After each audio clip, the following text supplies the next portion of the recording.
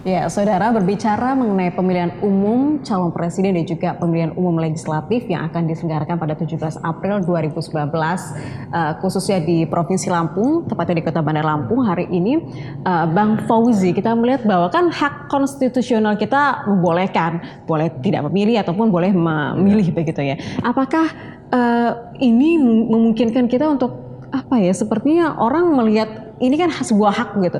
Toh kalau mau ingin menyalurkan tidak apa-apa, tidak menyalurkan juga tidak apa-apa begitu. Kita melihat ini gimana untuk bisa mensosialisasikan ke masyarakat bahwasannya dengan kita tidak terbawa dengan hal-hal seperti ini, tapi juga bisa mengurangi angka golput. Iya, Gitu. sebetulnya apa Ada yang upaya. Cindy sampaikan tadi itu alasan klasik ya. Kalau milih nggak berpengaruh dengan hidup saya, ya kan? Kalau milih juga tetap gini-gini aja dan sebagainya. Yang harus diingat bahwa ketika orang-orang baik, orang-orang yang visioner, orang-orang yang bisa membedakan baik dan buruk ini tidak memilih atau memilih golput karena itu adalah hak, maka yang akan terpilih juga orang-orang yang tidak mewakili dia. Tidak mewakili, oke. Artinya kalau orang-orang yang baik, visioner, kemudian bisa berpikir membedakan mana yang baik dan buruk ini semua bersepakat untuk memilih calonnya, maka hampir dapat dipastikan akan terpilih calon-calon pemimpin kita yang baik juga, yang visioner, yang berorientasi sepenuhnya kepada kepentingan rakyat. Selanjutnya tadi dalam rangka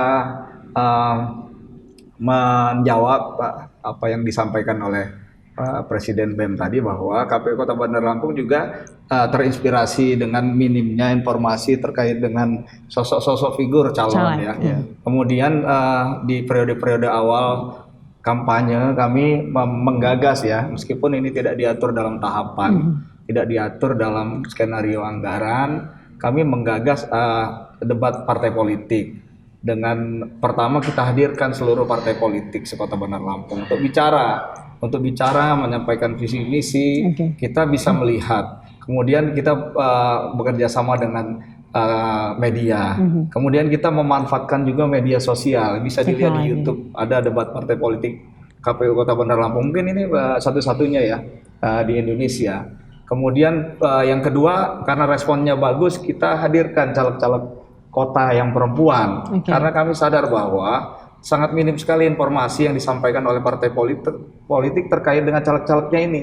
Kemudian yang ketiga, kita bahkan tampilkan caleg-caleg muda untuk saling bertukar visi di debat yang kita fasilitasi, meskipun ini tidak diatur dalam tahapan kampanye, karena kita sadar di era kemajuan digital ini dunia itu bisa di dalam genggaman. Kita ingin menghadirkan bagaimana informasi terkait dengan latar belakang calon-calon anggota DPRD Kota Bandar Lampung ini bisa sampai ke ruang-ruang keluarga. Tapi sejauh apa sih Bang, maksudnya upaya-upaya yang telah dilakukan KPU Kota Bandar Lampung tentang tadi menghadirkan diskusi, debat dan lain sebagainya, seberapa jauh berpengaruhnya dengan masyarakat, bahkan masyarakat bisa menilai di situ? Saya pikir karena sekarang ini era disrupsi digital ya, masyarakat milenial ini semuanya tidak ada yang gaptek. Mereka bisa mencari dengan mengetik di Google saja kata misalnya caleg DPRD Kota Bandar Lampung itu bisa kelihatan.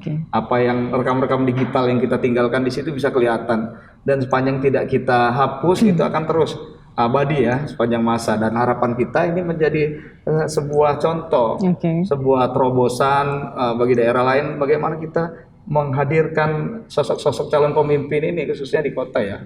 Kalau untuk capres orang gampang lah mengaksesnya ya.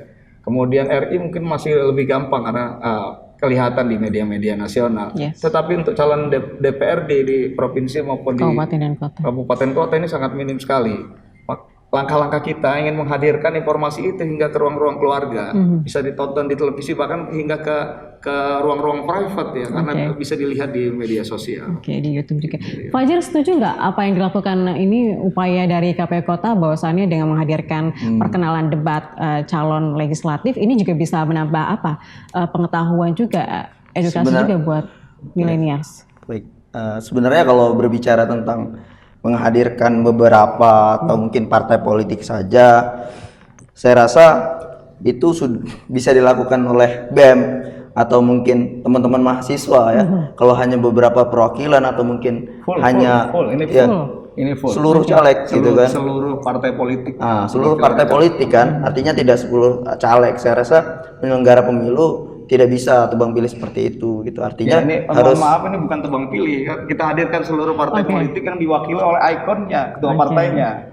Jadi Anda salah juga kalau bicara ini tebang Jadi pilih. debat kemarin menghadirkan Ya, seluruh peserta partai politik yang kemudian diwakilkan dengan satu calegnya Iya, begitu. kita punya kewajiban untuk memberikan kesempatan yang sama kepada partai politik. Kalau kita tidak berikan kesempatan yang sama, justru kita salah. Oke, artinya Ya. memang ada semua peserta partai politik hadir, namun diwakilkan dengan masing-masing caleg Ya. yang ditunjuk ya begitu. Ya, tapi- apakah tapi- menurut tapi Anda begini. nih perwakilan milenials, apakah ini cukup untuk saya bisa rasa mengenal? itu tidak menjawab itu semua karena yang dicalonkan itu bukan hanya tokoh partainya. Oke. Itu tokoh partai itu biasanya dicalonkan di tiket DPR RI dan sebagainya. Artinya kita butuh keseluruhan Referensi. mengetahui banyak. Dan kalau dikatakan tadi misalnya sekarang milenial ini era disrupsi dan sebagainya, artinya kita di era digital.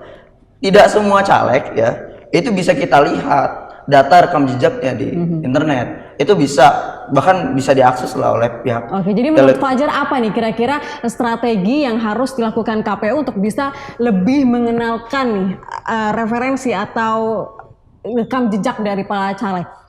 Saya rasa kita mengejar waktu yang saat ini Sudah ya. sebentar lagi, Sudah sebentar apalagi lagi waktu yang gitu kan. sempit nih, Bang, Kalau ya. berbicara tentang harus turun ke desa-desa untuk kemudian mencerdaskan Sudah. masyarakat, ya itu sudah. Kemudian debat caleg juga sudah. Nah, sekarang bagaimana kita semua, bukan hanya KPU sebenarnya, peran kita semua untuk memaksimalkan semua potensi yang ada. Oke. Tuh, kalau mahasiswa sekarang itu kita akan buat relawan ya, tim volunteer baru yang kemudian akan menjaga TPS ya, mengawasi TPS dan juga mencerdaskan dari masing-masing wilayah yang ada untuk jangan sampai kita golput gitu.